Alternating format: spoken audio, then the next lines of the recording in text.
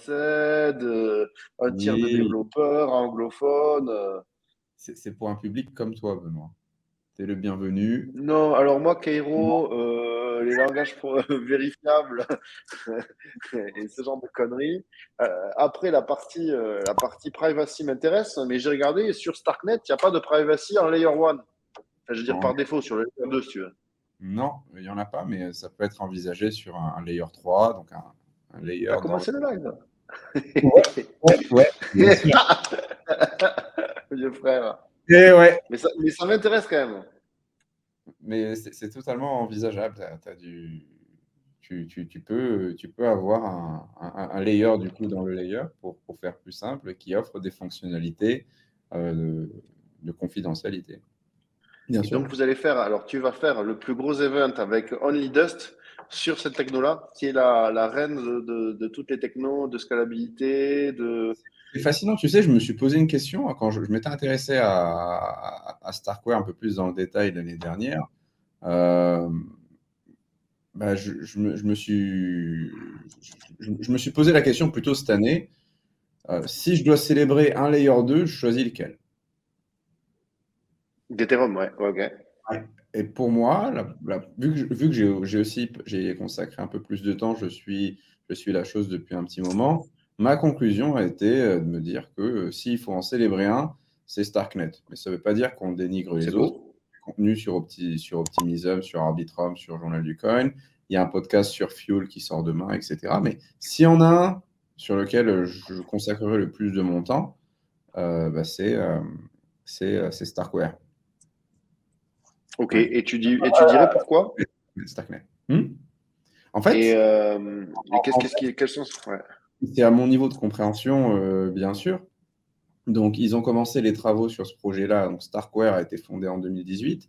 Donc, ça commence à faire voilà, 4 années qu'ils sont en train de plancher sur cette question. Comment mettre en fait les preuves Stark en application pour scaler un système distribué, en l'occurrence Ethereum. Et pourquoi je leur donne un peu plus de points de légitimité que leurs concurrents, que sont Hmm. zkSync ou Scroll, c'est que en fait, ils ont inventé les preuves Stark avec les spécificités qu'elles ont, hein, la rapidité pour les vérifier exponentielles, le fait qu'il n'y ait pas besoin de trusted setup, etc. Donc, c'est des académiques qu'il y a derrière. Et il y a beaucoup de gens, enfin beaucoup de gens, pardon. Le président du projet, c'est le scientifique fondateur de Zcash, donc Eli Ben-Sasson. Donc, je me suis dit, il a quand même déjà conçu un produit qui met en action en fait ces preuves à l'époque Snark pour faire des paiements anonymes. Donc, s'il fait Mhm. une itération, un nouveau produit en allant un peu plus en profondeur avec sur un autre champ d'application, en l'occurrence accélérer, scaler un système déjà existant, bah, il a le bagage qui est plus intéressant. Un de ses autres associés fait un projet qui prend la privacy encore plus à cœur, qui s'appelle Ariel Gabizon, qui est aussi un des scientifiques principaux de Zcash, hein, qui a inventé les preuves Plonk et qui fait un Oui. projet qui s'appelle Aztec, qui là vraiment, on parle de scaling, hein, il y a de l'efficience et cost efficient, plus cost efficient que quelque chose sur mainnet, mais la vraie mission, c'est surtout d'apporter de la privacy. Et la privacy, ça a un coût parce que bah, il y a des, il y a des coûts associés à toutes ces opérations qui ont pour but d'obfusquer ce qu'on fait. C'est un peu plus complexe, je suppose. Et donc voilà. Pourquoi aujourd'hui Starknet CC? Eh bien, parce que s'il fallait en choisir un layer 2 pour la layer 2 season, s'il fallait célébrer une chose, bah, c'était Starknet. Il ne faut pas se tromper, pas dire Starkware, dire Starknet. Starkware, c'est la marque. Et Et Starknet, c'est le mainnet alpha, non? exactement, c'est le general purpose, donc pour le roll-up sur lequel on peut déployer de façon permissionless n'importe quelle application. Parce qu'avant, il y avait quelque chose qui s'appelait StarkEx, qu'il ne faut pas mélanger. Et là, c'est du software as a service. Vous tapez à la porte Mhm. de Starkware. Moi, j'ai une application, j'ai tant de besoins de compression, j'ai tant de transactions. Est-ce que vous pouvez me générer une preuve, me faire un roll-up permissionné pour que je puisse faire mes emplettes? Voilà un peu le concept. Et plus tard, Ah, ah, salut les mecs! salut, loser. Vous allez Ouais, ça va et toi? Et vous? Ouais, désolé, on est à la bourre. On revient d'une activité un peu exotique, Ah, ouais, je suis curieux. Ouais, du c'est lancer du de poly. hache. De quoi? Du lancer de hache. Waouh! On Ok. a fait ça en activité de team building, figure-toi. Voilà. C'est On une tient un référence subtile au SHA, enfin Dans aux les fonctions de blockchains, hash. il y a Pas des mal. lancers de hash. Pas mal, j'avoue. Ça va vous? Mais très bien. Et bien, Samy commençait là, il résumait la situation en disant que parmi les layers 2, s'il ne devait en choisir qu'un, je veux dire, il retiendrait En fait, Starknet. avec un seul, si on devait s'embêter à faire une conférence, c'est pour la Layer 2 Season, s'il fallait en choisir un, c'est Starknet. Les autres sont très bien et je vais, moi, à titre personnel, les suivre. Mais s'il faut en choisir un, pour moi, c'est Starknet et ça s'inscrit dans la continuité des podcasts de l'année dernière, des articles, etc. Je pense que c'est une belle manière de compléter un peu la chose que de s'associer avec Only Dust pour faire une conférence, quelque chose de vraiment concret. Parce qu'en plus, à l'époque, il y avait toutes les merdes, les confinements et tout. Il y avait un peu plus d'incertitude quand on voulait réaliser un événement. Mais ouais, la billetterie, 3 minutes.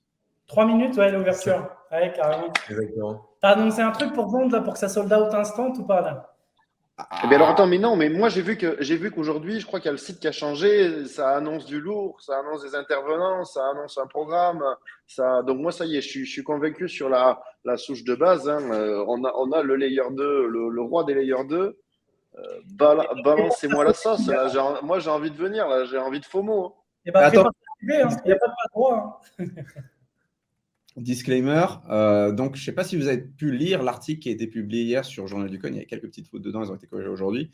L'article donnait une petite vue d'ensemble de ce qu'allait l'événement. Ce qu'il faut savoir, c'est que ça se tient autour de THCC, c'est le 22 juillet, le THCC c'est du 19 au 21, Starknet CC vient après le 22 juillet, c'est intégralement en anglais, donc il faut être un peu confortable avec la langue de Shakespeare. Il y aura quelques workshops en français, mais si vous êtes français, en gros, vous aurez 2-3 workshops, mais globalement, c'est tout en anglais.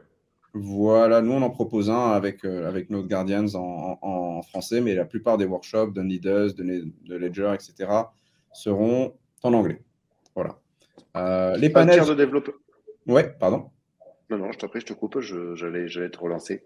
Ouais, on part sur une proportion, sur les 400 personnes que l'on attend, une proportion de les 2 tiers de non-développeurs, hein, pour être développeurs, hein, mais bon, voilà, 1 tiers de développeurs fermes et 2 tiers libres, d'enthousiastes des cryptos, des layers 2, de cryptographie, de ce que vous voulez, de cuisine, mais enfin, ce qu'il faut comprendre, et là j'en viens au deuxième point, c'est que c'est un événement aussi qui s'adresse à une population qui est un peu familière avec les concepts, les problématiques de scaling d'Ethereum, les layers 2, comment ça fonctionne. Parce que si vous jetez un coup d'œil au panel, certains titres peuvent ne pas vous sembler évidents si vous êtes un néophyte à 100%. Voilà, si vous entendez decentralizing de roll-up infrastructure, balancing performance, résilience et speed, peut-être que ça ne vous dira rien. Donc, il faut un minimum creuser le sujet pour profiter pleinement de la conférence, à mon sens. Je ne sais pas ce que vous en pensez.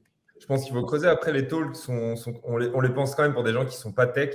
En effet, si vous n'avez pas fait un minimum d'effort, de vous immerger un petit peu, de regarder le vocabulaire, de faire quelques recherches, et que vous arrivez les mains dans les poches en n'ayant que des notions d'achat de crypto sur Coinbase, où vous achetez les nouvelles cryptos, où en effet, ça va être très, très compliqué.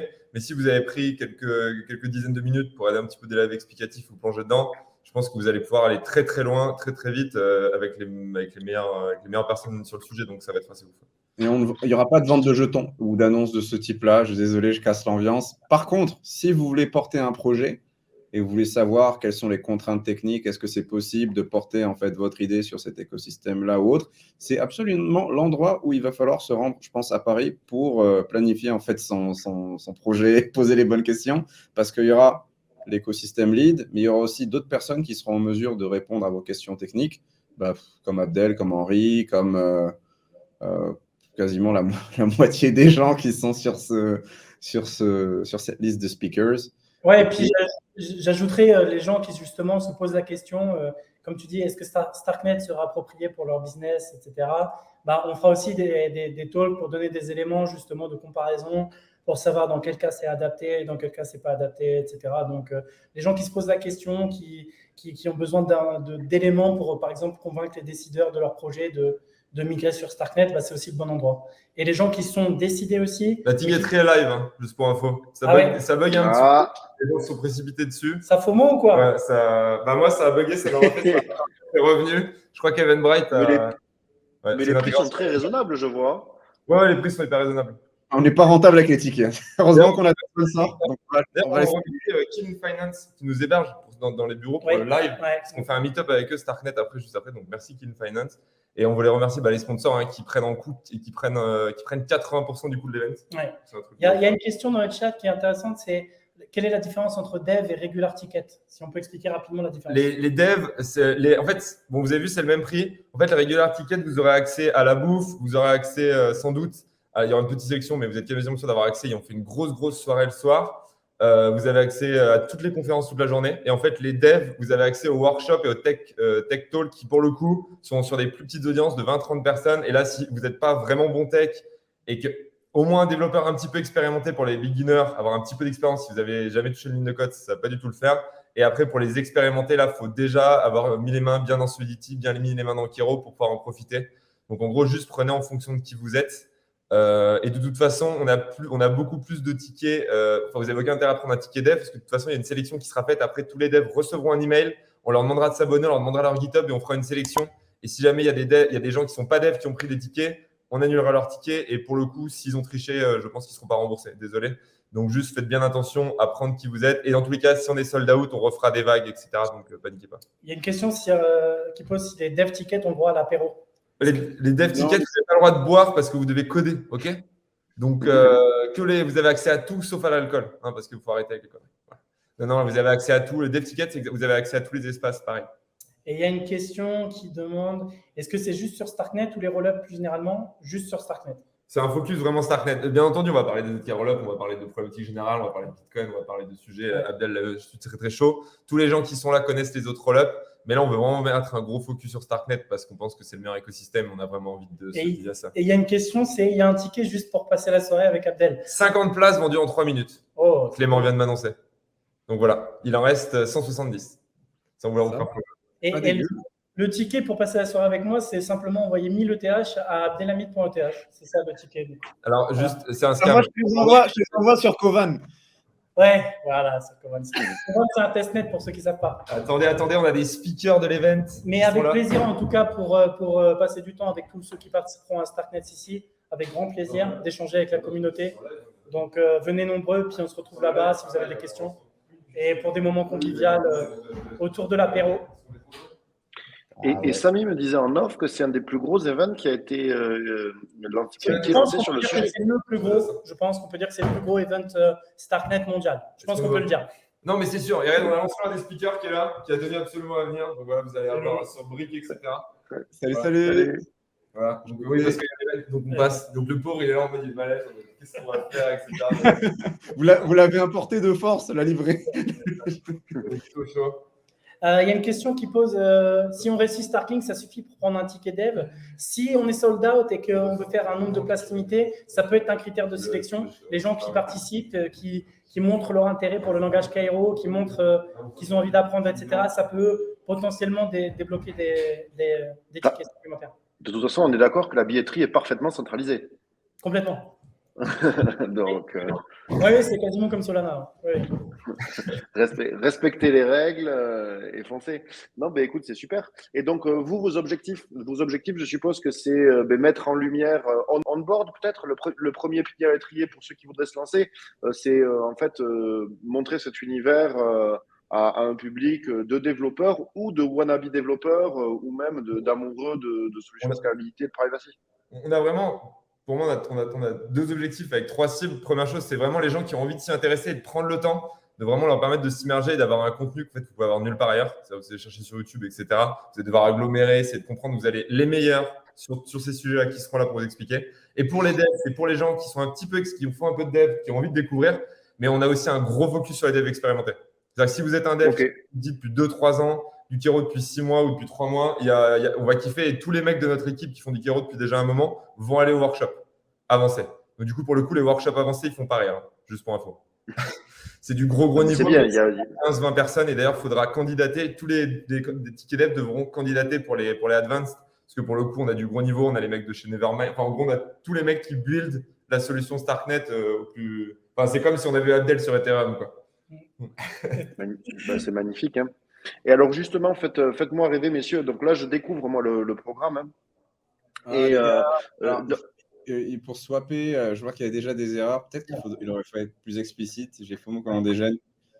C'est possible de changer sa place. Honnêtement, tu envoie-moi un message sur Gravity Hall. On peut Twitter ça, ouais, sur Twitter.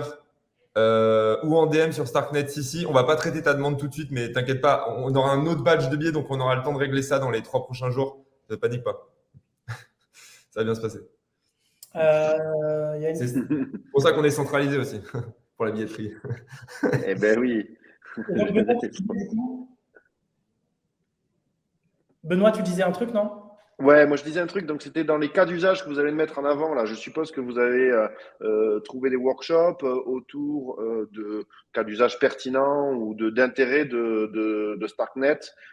Voilà, donc j'ai réécouté votre Twitter Space, donc j'ai vu que tu parlais de gaming, mais il n'y a peut-être pas que ça. Enfin, moi je retiens gaming, privacy, scalability, donc pas sur le layer 1, la scalability, enfin pas directement sur Starknet la privacy, mais peut-être que en couche supérieure, enfin voilà, quel focus vous allez retenir, messieurs?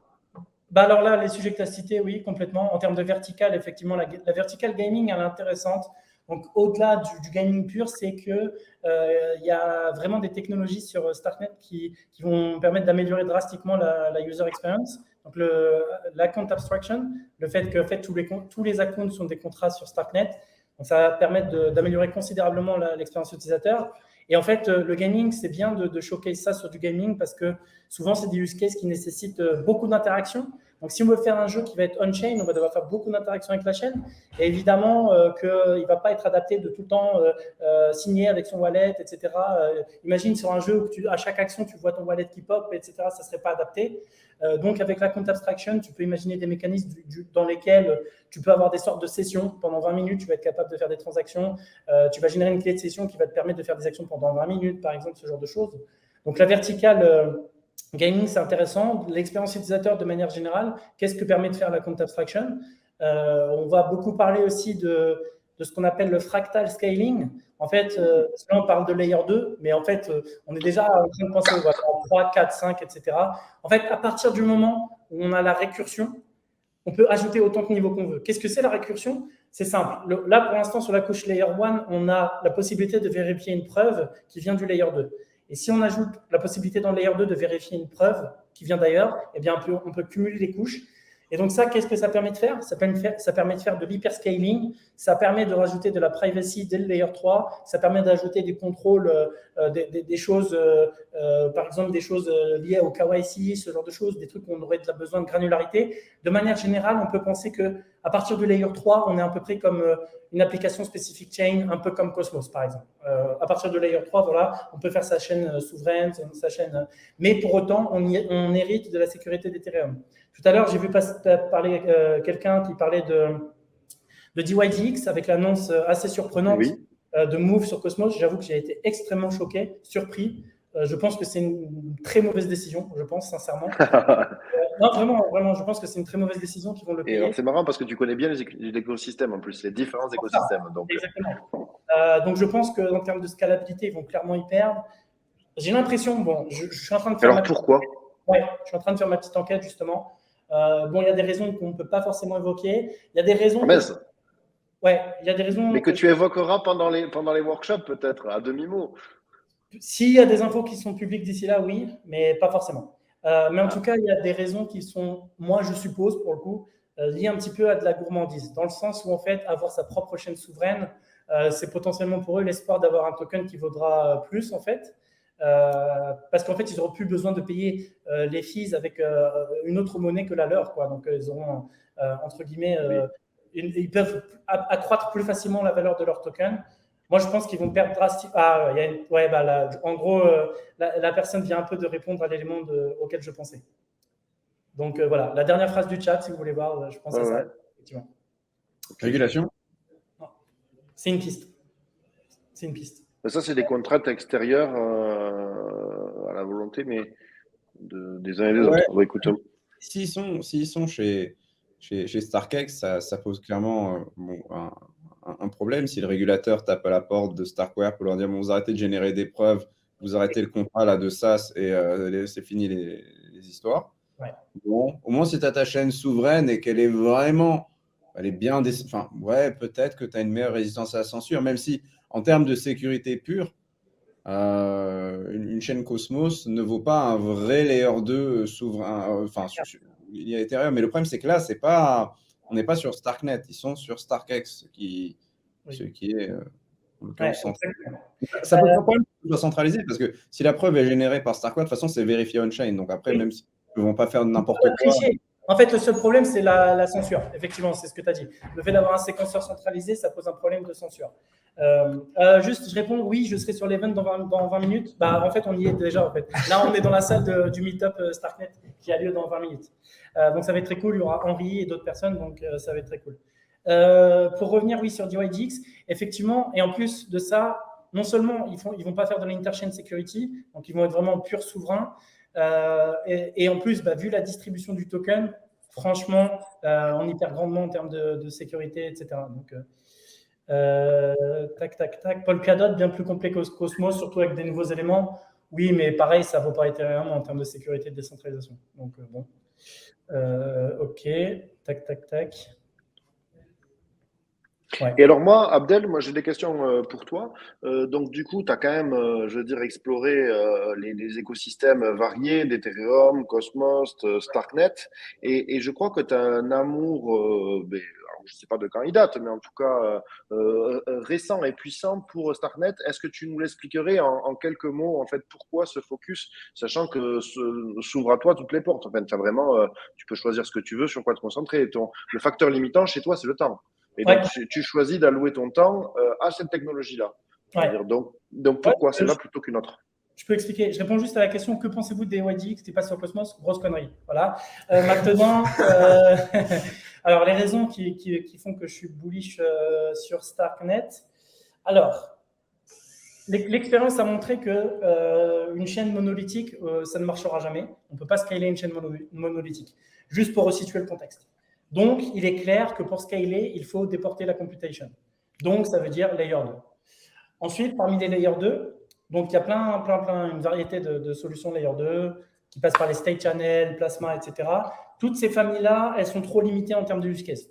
Donc, c'est pour ça que je pense que ce n'est pas l'avenir de la... On est quand même, Ethereum se veut être le world computer, donc general purpose computation. Donc, les state channels et plasma, c'est trop limité. Ensuite, il y a les sidechains. Moi, j'ai un gros problème avec les sidechains parce que globalement, ils n'héritent pas de la sécurité de Ethereum. Ils reposent sur leur propre mécanisme de sécurité, ils ont leur propre consensus, etc. Donc, en fait, il ne reste que les roll-up. Ensuite, 2 catégories de roll-up, Optimistic Roll-up, ZK Roll-up. Philosophiquement, je suis beaucoup plus aligné avec les ZK Roll-up parce que, comme je le dis toujours, c'est très simple, je préfère faire confiance aux maths qu'à des acteurs incentivés. Dans le sens où sur les optimistic roll-up, le système est certes secure à partir du moment où il y a un acteur honnête sur le réseau, mais c'est quand même une assumption de sécurité qui est, si on peut l'enlever, c'est mieux. Je veux dire, si on a besoin de faire confiance à aucun acteur et on peut faire confiance qu'à des maths, c'est encore mieux. Ensuite, le débit théorique sur les ZK roll-up est supérieur en termes de débit, pur débit de transactions par seconde. Le débit théorique maximal est supérieur sur les ZK roll-up comparé aux optimistic roll-up. Et surtout, je trouve que les optimistic roll-up, ils sont beaucoup trop limités en termes de use case à cause de la dispute période. Donc, cette fameuse période incompressible de 7 jours durant laquelle les transactions sont dilettantes, en fait. Elles ne sont pas vraiment validées. Parce qu'en fait, on doit laisser le temps nécessaire pour que n'importe qui sur le réseau puisse soumettre une preuve de fraude et détecter les comportements malveillants. Mais du coup, ça limite pas mal les use cases. Parce qu'en fait, pour considérer une transaction comme finale, en fait, il faut attendre la dispute période. Donc, il y a des solutions pour mitiger ça, notamment sur les tokens ERC20, etc., avec des solutions qui sont des liquidity providers, comme Hop, par exemple, qui permettent de bypasser la dispute période. Je t'écoute. Ah, mince, c'est moi qui suis déconnecté. Ah, tu m'entends ou pas? Merde. Oui, tu es déconnecté. Moi, j'entends très bien, Abdel. D'accord. Moi aussi, je t'entends très bien. Attends, j'attends que Benoît... Et pourquoi je suis de retour. Ah, OK. Et donc, voilà, je disais, il y a des solutions pour mitiger la dispute période, donc des liquidity providers comme Hop, qui permettent de bypasser la dispute période. En contrepartie, on va payer des fees en plus. Mais au moins, ça permet de bypasser cette dispute période. Par contre, ça va marcher très bien sur les tokens ERC20, etc., parce qu'on peut avoir des gens qui provident de la liquidité pour bypasser la durée, mais ça ne marche pas avec les NFT, par exemple, déjà. Donc, c'est quelque chose qui est très limitant en termes de use case, parce que, évidemment, les NFT, on ne peut pas avoir des liquidity providers, puisqu'ils sont par définition non fongibles.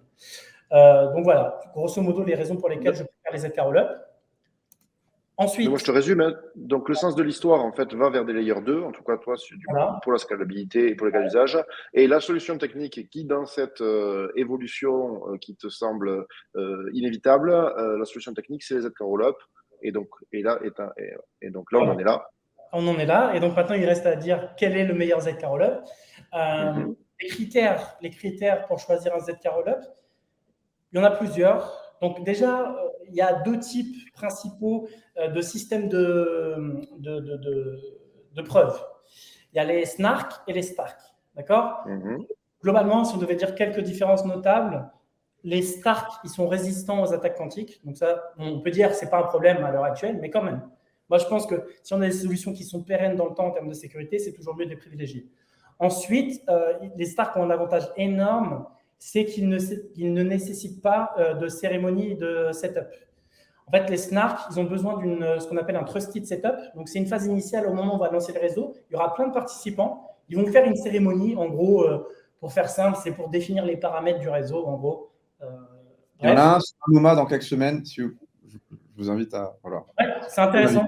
Ouais, c'est intéressant de savoir ce que c'est vraiment une cérémonie, etc., en quoi ça consiste. C'est très intéressant.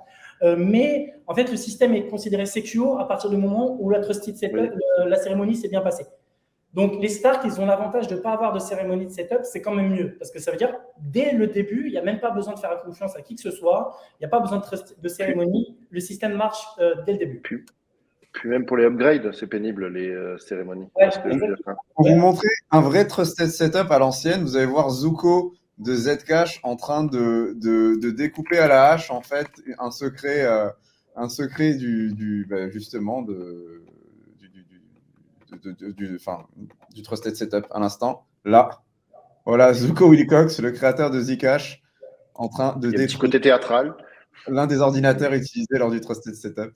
Ouais. Voilà, c'est sur notre article. C'est des grosses critiques qu'il y a eu sur Zcash à l'origine. Je crois qu'ils ont ou qu'ils vont évoluer en tout cas vers une absence de trusted setup. Mais non, en fait, ça ne sert plus à rien une fois que le truc est live. Je pense que c'est. Ils l'ont fait migrer. Je crois qu'il y a des rapports qui sont en train de le mettre à jour et je sais plus, j'ai pas suivi de près, mais ça fait. Ils ont mis à jour pour mettre les transactions privacy par défaut parce qu'avec Sapling Protocol, avant, tu avais le choix entre faire une transaction privacy, une transaction normale, et très peu de gens utilisaient les transactions shieldées parce qu'elles coûtaient aussi plus cher. Et je pense que ça posait même problème. J'avais lu un papier là-dessus. Parce qu'à partir du moment où tu as la majorité des acteurs du réseau qui ne font pas de transactions shieldées, tu peux comprendre ce que font ceux qui utilisent les transactions shieldées. Il y avait une merde du genre, en fait. Ouais. Et donc, et enfin, les Stark, ils sont moins gourmands pour la génération d'épreuves. Donc ça, c'est intéressant parce que ça veut dire qu'ils sont plus propices à la décentralisation. En fait, moins il est gourmand de générer une preuve, plus on peut imaginer d'avoir plus de gens sur le réseau capables de générer des preuves. Donc ça, c'est intéressant. Le mode ultime, c'est ce que Starkware espère, c'est d'être capable de pouvoir générer des preuves avec un smartphone. Donc ça, c'est vraiment le mode idéal. Ça voudrait dire que n'importe qui, grosso modo, est capable de générer des preuves. Ensuite, il y a vraiment quelque chose d'intéressant, c'est le côté EVM compatibilité ou pas. Ça, c'est un critère très discriminant, ça, pour choisir un ZK Rollup. Nous, on avait longuement hésité. C'est quelque chose qui peut faire peur de dire qu'on n'aura pas de VM compatibility, notamment si on a déjà une équipe de dev qui est habituée à développer en Solidity, etc. Ça peut faire peur. Donc, nous, on s'est dit, bon, on a fait une technique qui a été assez marrante, c'est qu'on a pris le dev le plus junior de l'équipe, on l'a mis dans la nature pour apprendre Cairo, pour jauger la courbe d'apprentissage de Cairo. On s'est dit, si le plus junior de l'équipe est capable de le faire, tout le reste de l'équipe pourra le faire. Attention, quand il dit le plus junior, c'est quand même plus de 5 ans d'XP. Oui. Mais c'est en relativement. Et bien là, mais justement, ça sera une excellente occasion de tester face à des nouveaux devs, la courbe d'apprentissage, c'est quand même l'occasion. Je pense que c'est le bon endroit pour se tester quand même.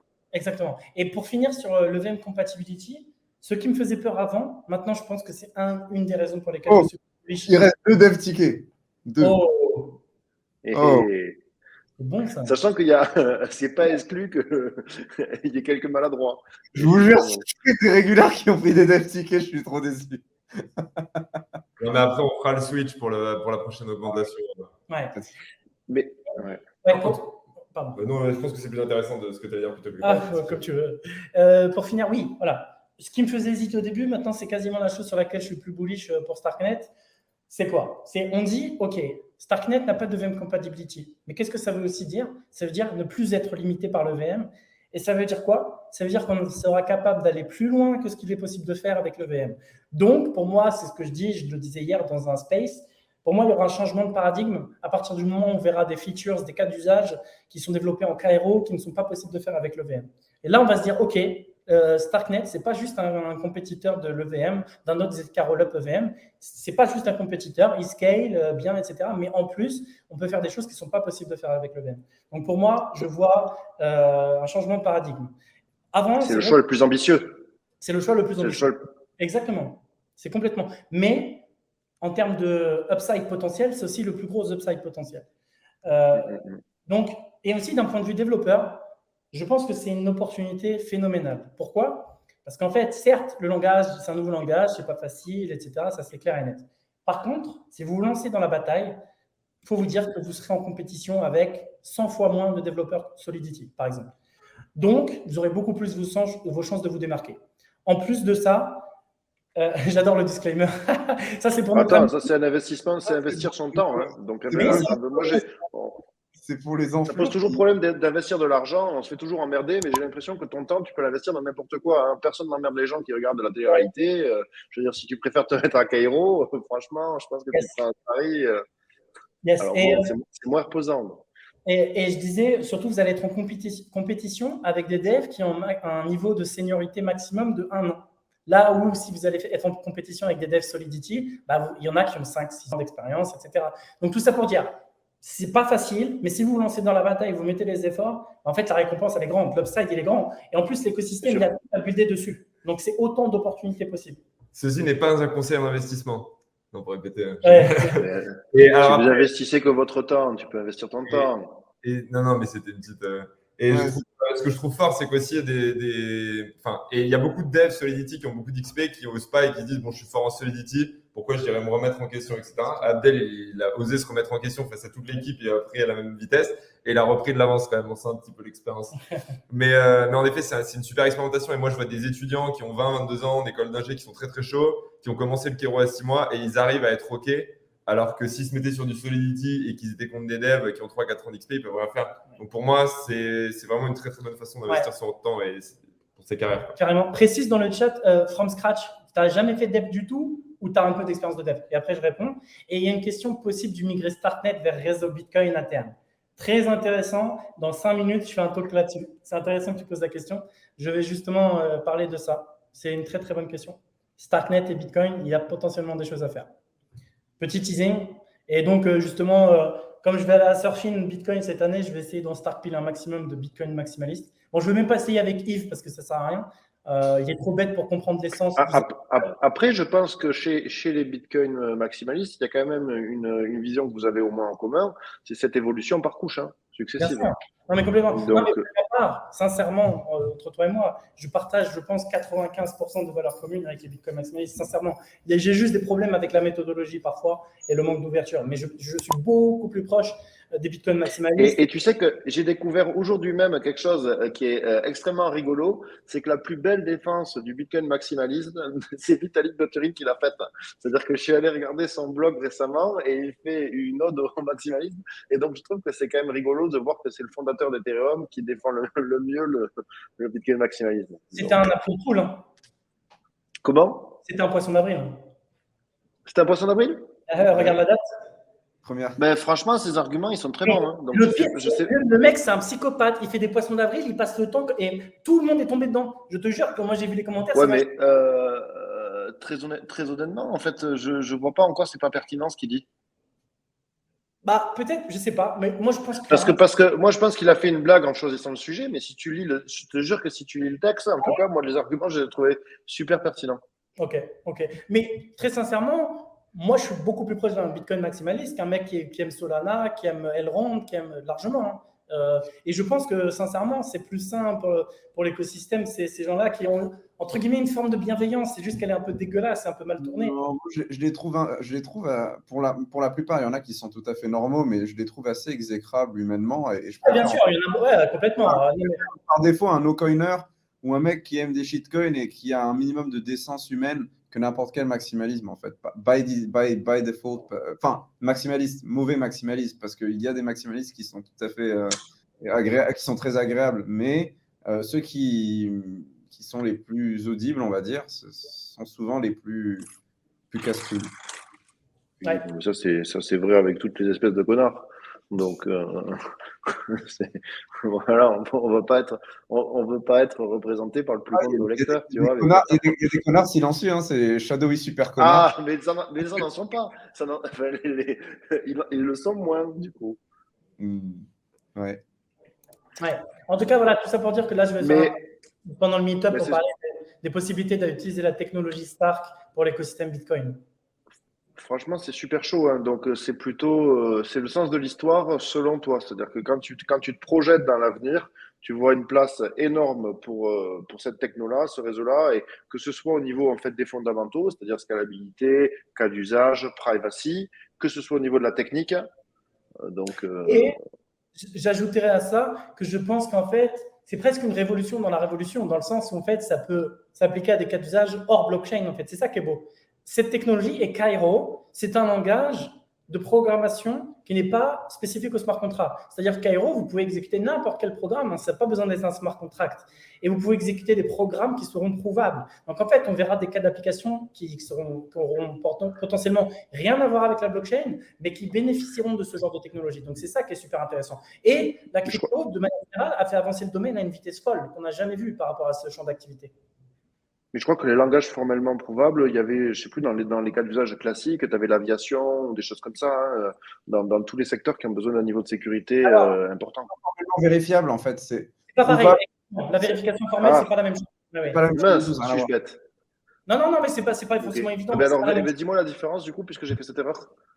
En fait, vérification formelle, tu vas pouvoir vérifier la correctness d'un programme, mais tu vas pas pouvoir dire un programme a été exécuté de manière legit, sans avoir toi-même à le réexécuter, en fait.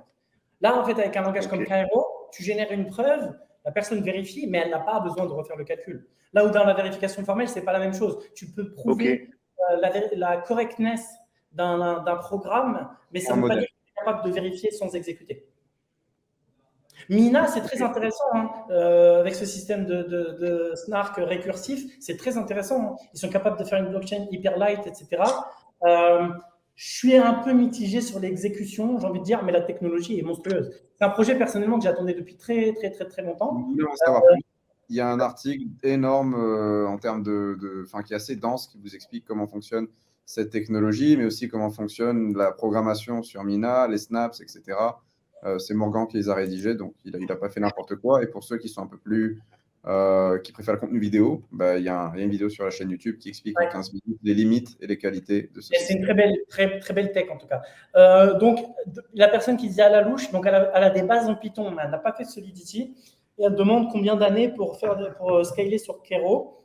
Je pense sincèrement, si tu as des bases en Python et que tu es motivé, en 6 mois, tu peux déjà commencer à t'amuser en Cairo. Donc, le dernier, il reste un ticket là. Bon, c'est sûrement faussé, hein, parce que ça m'avait indiqué 5 tout à l'heure. Non, il en reste Alors, les dev tickets, il en reste 9. Ouais. Et les autres, ils en restent 25. Et en gros, là, on vend 3 tickets par minute. Donc, on a vendu le gros des tickets là en les 20 premières minutes. Et là, on vend 3 tickets par minute. Donc, on est tranquille, on laisse les gens. Parce qu'en fait, je suis très fort en com. J'avais pas demandé aux gens de retweeter. Du coup, là, il y a tous les sponsors qui sont en train de retweeter. Oui, je sais, j'ai vraiment un truc dans la com. J'ai vraiment un talent. Et là, ça me dit, putain, mais il est débile. Donc là, tu as tous les gros comptes qui sont en train de retweeter, de se réveiller. Donc, je pense que tout devrait être fini d'ici une heure. D'ici une heure, ce sera terminé. Ouais. Et après, on passe les tickets à 80 dans tous les cas. Donc, si jamais vous avez des potes qui sont intéressés, c'est le moment de leur envoyer un message parce que le prochain batch, c'est 80. C'est bien ça. C'est la sanction. Voilà. De toute façon, on va faut bien les bords. Comme disait Michael Saylor à une époque, chacun acquiert Bitcoin au prix qu'il mérite. C'est pareil avec les tickets, en fait. C'est vrai.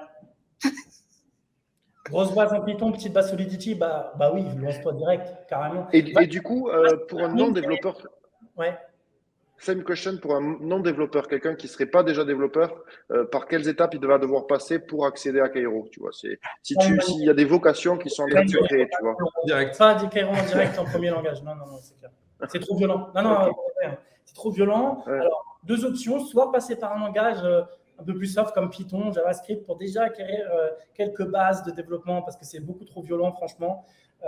Par contre, autre possibilité, c'est de faire du semi-technique, ou sinon du community management, de la gestion de projet. En fait, il ne faut pas croire Oui. à l'écosystème Starknet, il faut forcément des compétences de développement. C'est un écosystème qui est jeune, qui a besoin d'énormément de talents, de compétences différentes. Donc, il faut y aller, il faut se lancer, aller dans les Discord, montrez-vous, la communauté est très vibrante, très accueillante. Donc, même si vous n'avez pas de compétences de dev, il faut y aller direct. Faites des podcasts, Donc, des trucs comme ça. Ça, c'était une excellente question, c'était les besoins. Et ensuite, moi, ma dernière question, c'est par rapport aux développeurs expérimentés ce coup-ci. Qu'est-ce qu'ils peuvent espérer?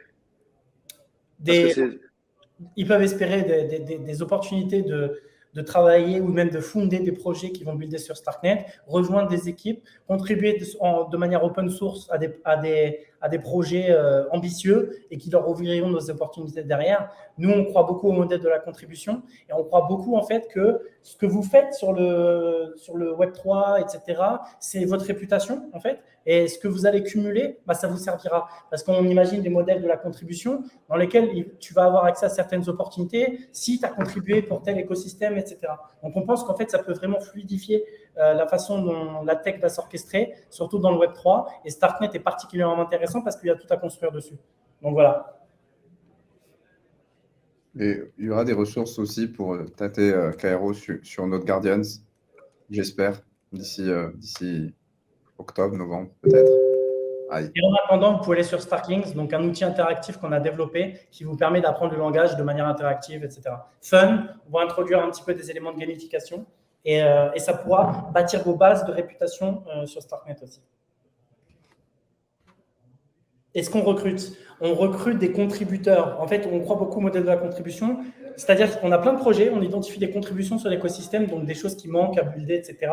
Et on trouve des opportunités aux gens. Donc, commencez à contribuer, vous aurez plus de détails par la suite. Mais la première chose, c'est d'aller, de jump in, d'apprendre le langage et chercher des contributions et après on sera là. Il y a vraiment un gate, c'est-à-dire qu'en fait, on vous demande de faire des choses et une fois que vous avez fait ces choses, on vous ouvre les portes et là, vous avez tout un monde merveilleux, mais on ne vous dit pas ce qu'il y a dans ce monde merveilleux parce que quand vous dites ce qu'il y a dans ce monde merveilleux, généralement, ça se passe mal parce que là, du coup, vous avez tout le monde qui essaie de gamer le truc.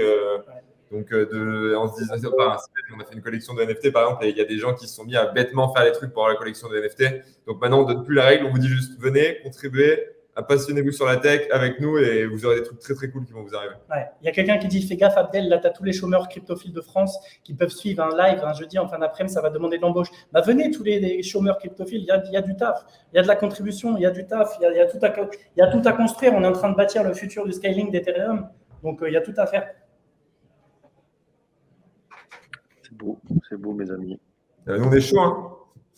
Oui, je vois ça. En plus, ça là, on fait un live, donc autant vous dire qu'on est déter. Et reparlez-nous un peu, je veux dire, des speakers, du nombre de personnes qu'il va y avoir là. Tu veux qu'on te fasse rêver, hein. T'es pas encore un petit peu. On va te dire. Bon, déjà, le talk d'introduction, il va être fait par le CEO de Starkware. Qui vient exprès. Ouais. D'Israël, parce qu'à la base, d'ailleurs, très amusant, à la base, il n'était pas confirmé à 100%. Abdel lui a envoyé un petit message et il lui a dit OK. Il a répondu dans les 20 secondes, il a dit OK, je viens. Ouais, voilà. C'est vrai. Et voilà. Alors, et donc, du coup, on a rapide.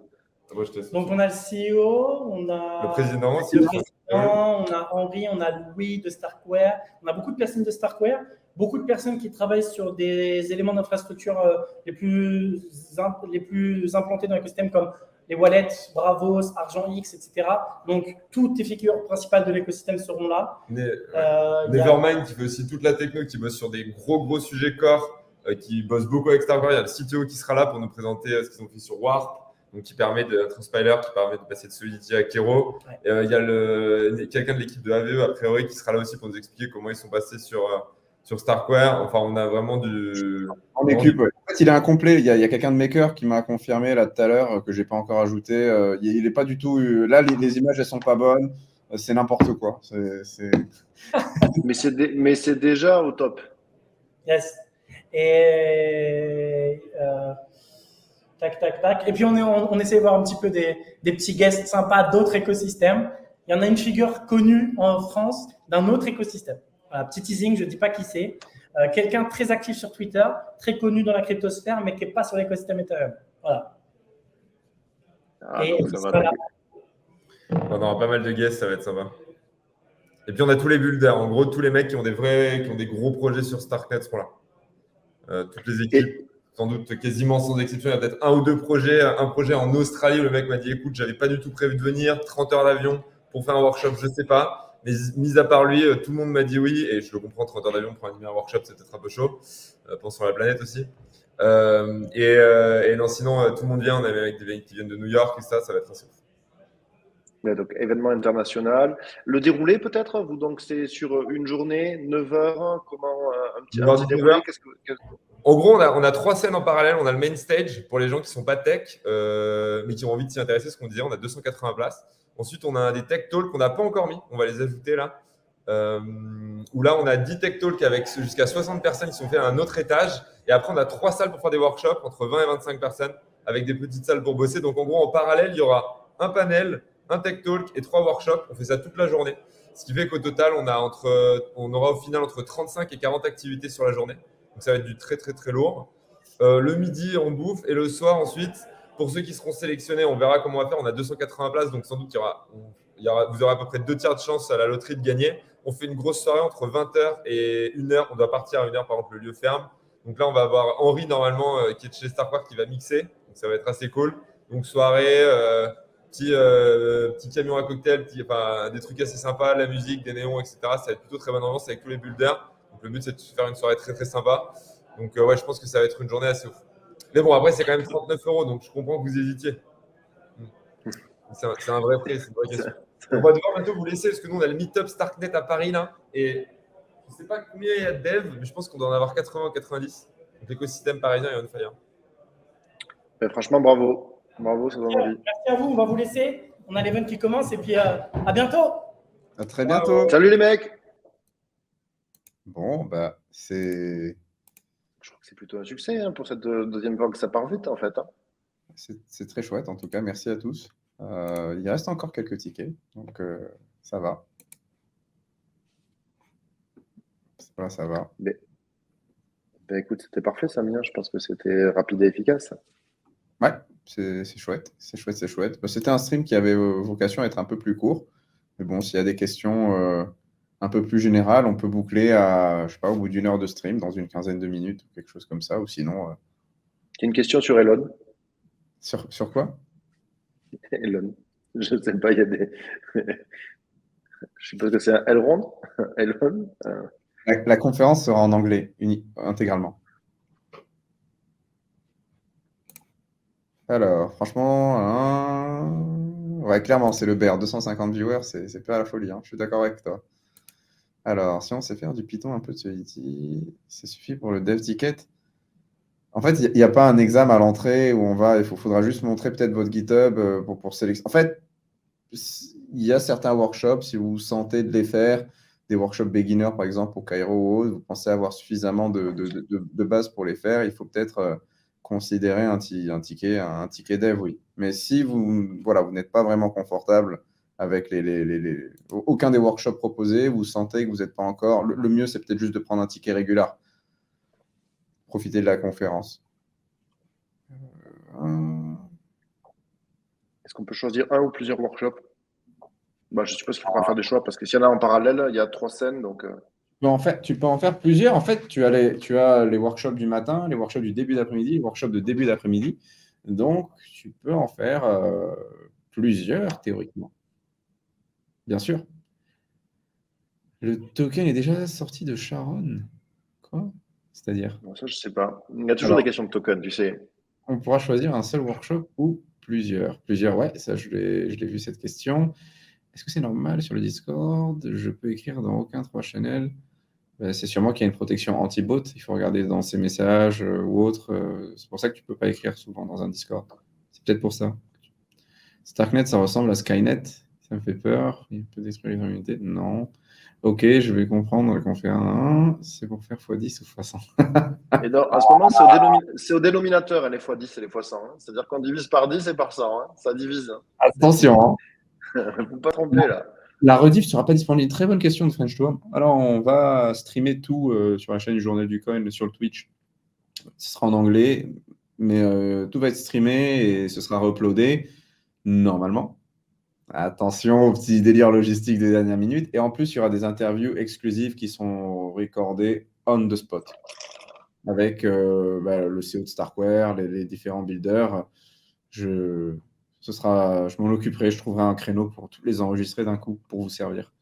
Des trucs de 10 minutes, un peu comme les clips de l'Avalanche Summit ou Mainnet, machin, tout ça. Là. Est-ce que tu peux convaincre la femme d'un de nos viewers de décaler les vacances? Alors, je pense que ça va être mal perçu parce que Starknet, c'est le futur. Tu lui dis ça. Là, ça va passer, ouais. Merci, Ladmirien, pour ton message et hâte de te retrouver là-bas pour cette conférence. Ça va être très cool de se retrouver. Vous avez entendu parler de EthCC? Il y a des scalpers, des spécialistes de la MEV qui ont en fait farmé 200 tickets en fait pendant la vente, pendant les phases de vente de THCC. Bon, Jérôme Detichet les a grillés évidemment et initialement leur a annulé leur NFT qui fait office de passe pour pas qu'ils puissent les revendre sur le marché secondaire. Et parce qu'en fait, ils n'avaient pas pris rigueur de renseigner des vrais noms, prénoms dans les champs. Et c'est pas du tout ça les règles. Il faut renseigner un nom, prénom, et ça se voyait que c'était quelque chose de totalement. Bref, ils ont fait de la to carte, ils ont spammé, et après ils sont venus pleurer sur Twitter parce qu'ils comprenaient pas pourquoi Jérôme leur a remboursé uniquement la moitié de leur argent investi. Parce que soi-disant code is law et ça devrait être comme ça. Enfin bref, il y a eu une polémique comme ça qui est passée. Moi, je trouve que c'est vraiment généreux. des gros. En fait, j'ai peu d'empathie pour ces gens-là, mais en même temps. Ils étaient sur le point d'être astucieux. En fait, vraiment l'être. Si tu es bon à MEV, tu n'as pas besoin de faire ça pour subventionner tes initiatives de recherche. Hein. Les bons MEV researchers, ils n'ont pas besoin de faire voilà, là, il y a plein de gens qui veulent voir THCC, cette chouette conférence, et qui n'auraient pas. Voilà, qui auraient pu finir sans ticket à cause de ces influx. Mais bon. Ou alors, peut-être qu'il aurait pu acheter. Mais je crois que c'était non transférable en plus. Je ne comprends pas l'intérêt de. En fait, tu peux transférer la ownership d'une adresse en donnant la seed.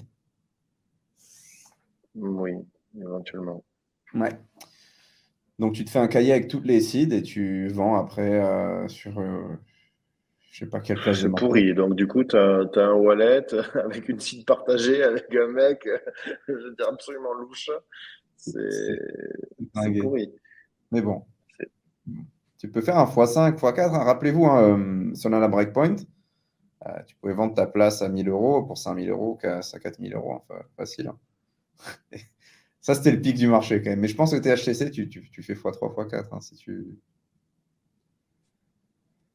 Et ouais, le THCC, en 2019, c'était un mauvais festival étudiant. Quoi. Il n'y avait rien. Il n'y avait personne dans l'amphithéâtre. Il y avait 20 personnes au main stage. J'avais retweeté un vieux post de 2019. Combien de personnes attendues?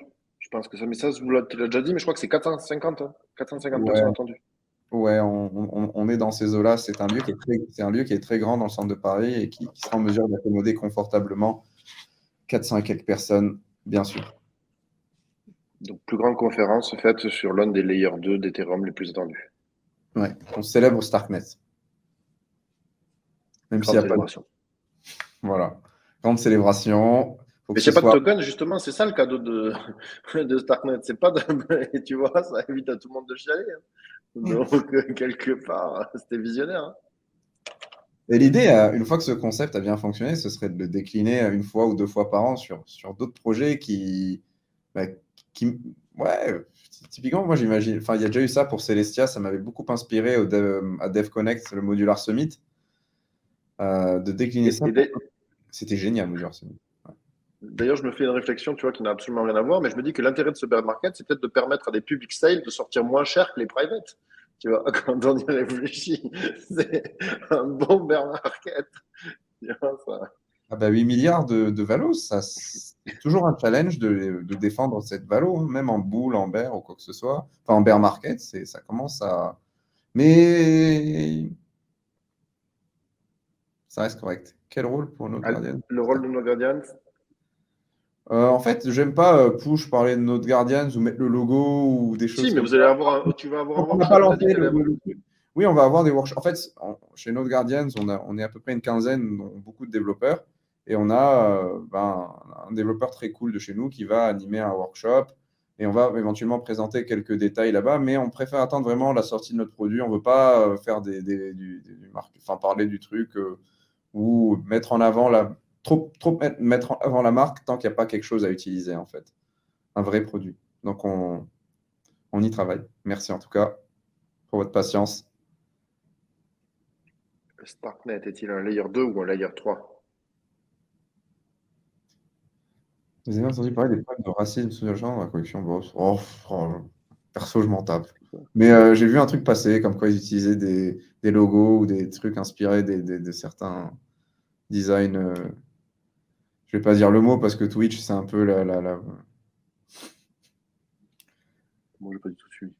Starknet est un layer 2 ou un layer 3 bah, les deux, en fait. Tu peux faire un roll-up dans un roll-up, si tu veux.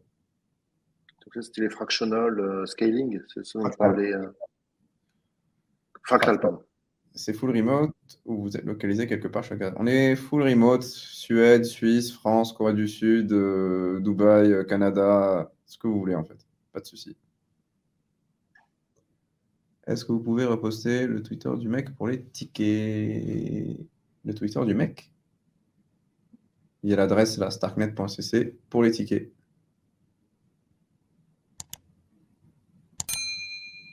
Et on parlait bien des tickets pour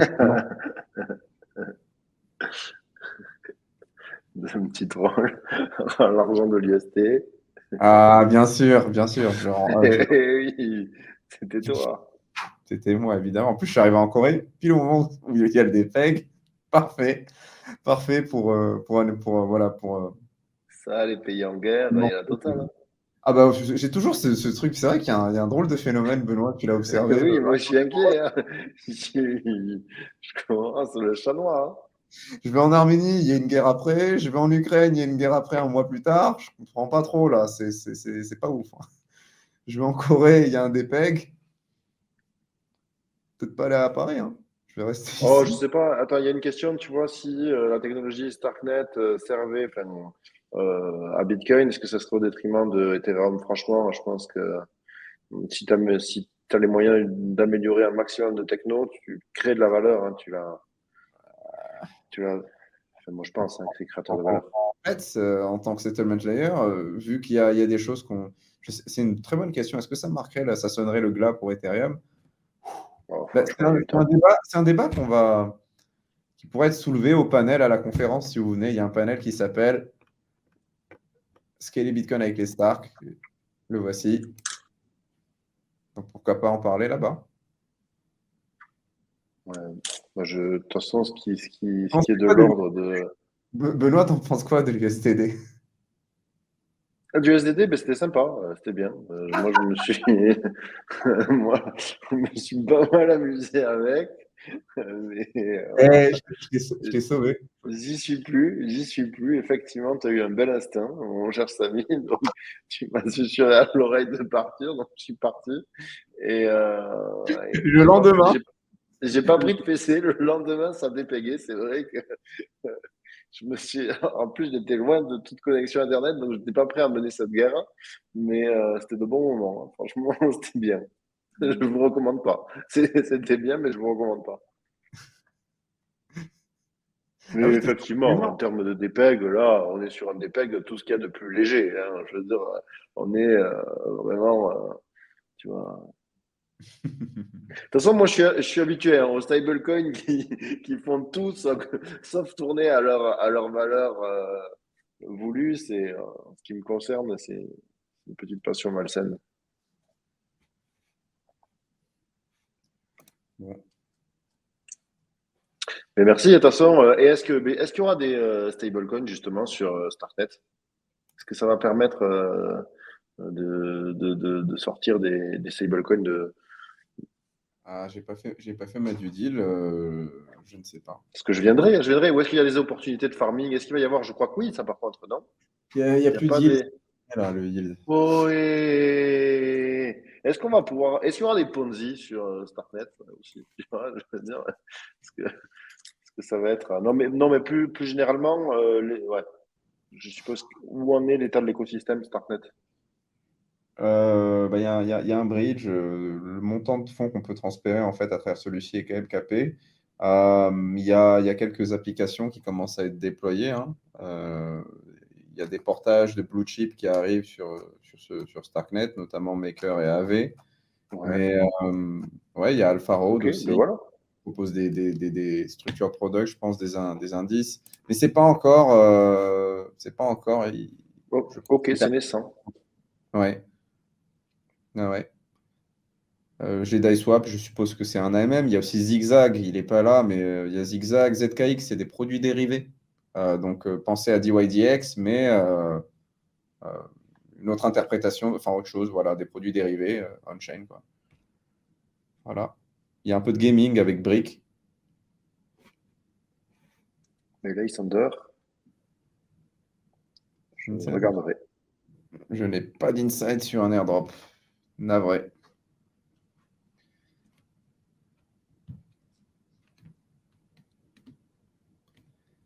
Bon.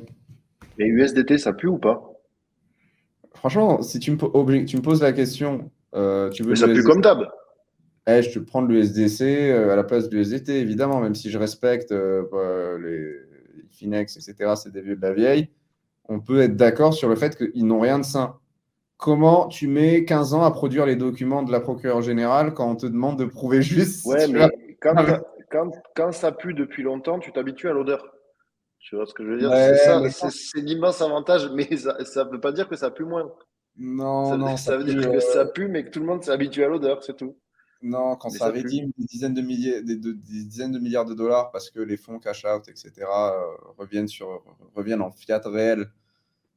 Tu sais pas comment le truc peut réagir à un stress test et quand ce genre de machin marche plus, après, ça peut faire très mal. Mais franchement, si je devais leur donner un score de confiance, bah, ce serait 3. Et USDC, ce serait 6.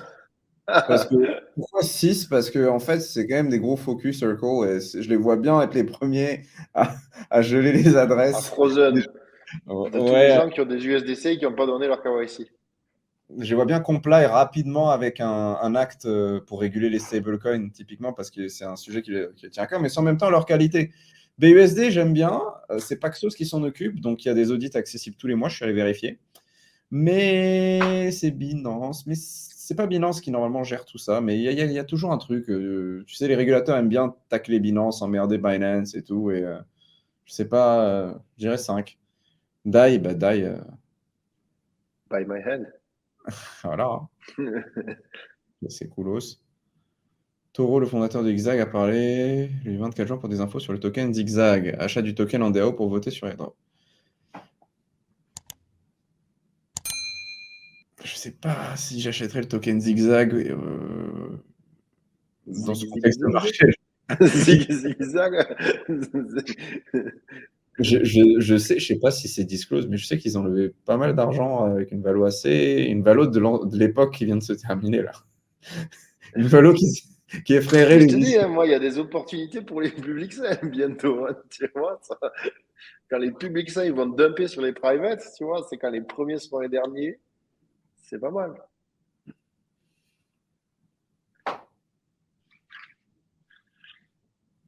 Il y a eu un rally hype sur SNX, c'est vous, il dit à quoi? Parce que les intérêts versés, en fait, le protocole est synthétique généraient des frais énormes, jusqu'à 1 million de dollars par jour. Et une partie de ces frais étaient reversés aux gens qui tenaient les tokens SNX. Donc forcément, quand on a un token d'un protocole avec succès, qui est rentable, qui génère de l'argent et qu'on peut s'exposer à ses dividendes, on a envie de faire l'acquisition de ce jeton parce que c'est cool, ça propose du rendement. Mais est-ce que ça va se maintenir sur la durée? Ça, c'est la question à laquelle je ne peux pas répondre. Mais c'est ce qui a provoqué la hausse, d'après ce que j'ai compris. Moi, je ne connais pas les tokenomics de SNX. De toute façon, je veux dire, il y a une règle qui est simple, hein. Je veux dire, il faut toujours regarder la quantité. Le prix importe moins que la quantité. En fait, le prix suit la quantité, normalement. Et si vous pouvez tester l'app et vous faire votre avis, si elle est sur un layer 2, pas cher, etc., il y a aussi un bon truc à faire, c'est d'aller mettre 10 dollars dans un wallet et faire n'importe quoi sur la plateforme, voir comment ça répond, comment c'est foutu. Bon, alors enfin, après, moi, j'ai appris qu'il y avait toujours une différence entre les produits et les tokens, hein. C'est-à-dire que tu peux avoir d'excellents produits et des tokens de merde, hein. Donc, j'ai deux exemples en tête, hein. J'ai Uniswap, excellent produit, Je et n'ai pas compris. token. Mon fils était en maternelle et là, il rentre à la fac. Je n'ai pas compris, mais ça a l'air drôle. Ben, il est intelligent, je suppose. Il a sauté toutes les classes, là. Il est au top.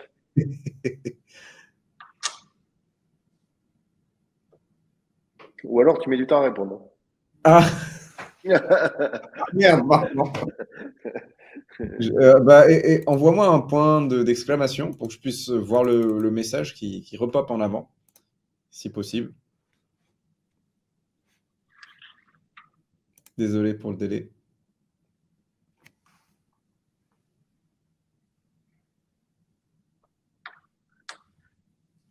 Après, moi, je préférais la version optimiste où cet enfant a sauté toutes ses classes et il est particulièrement brillant.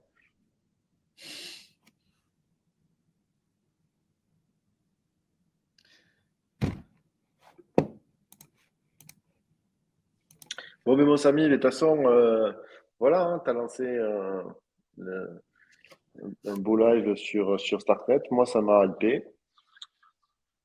J'irai faire un petit peu le tour de l'écosystème parce que je ne comprends que ce que je peux toucher. Ouais. Bah, c'était très cool en tout cas. On se retrouve peut-être dans le Twitter Space. Je ne sais pas si on va le faire finalement, mais le Twitter Space dans 1 heure ou 2. Et puis sinon, le dimanche pour le live dominical, hein, le petit tour de l'actualité, etc. Qu'on soit en boule ou en bear, ça ne change pas. Voilà. Merci à Génial, vous. Lisander. Ben, tu peux me ping sur Twitter, hein, franchement, avec plaisir. Ouais. Parfait. Salut! Merci au chat, merci à tous, merci à tout le monde comme d'habitude, à ceux qui se sont abonnés à la chaîne. J'ai pas pu voir vos notifications d'abonnement. Et puis à ceux qui ont acheté un ticket, tout le monde en fait, merci. Et hâte de vous retrouver pour la conférence la semaine prochaine, le mois prochain.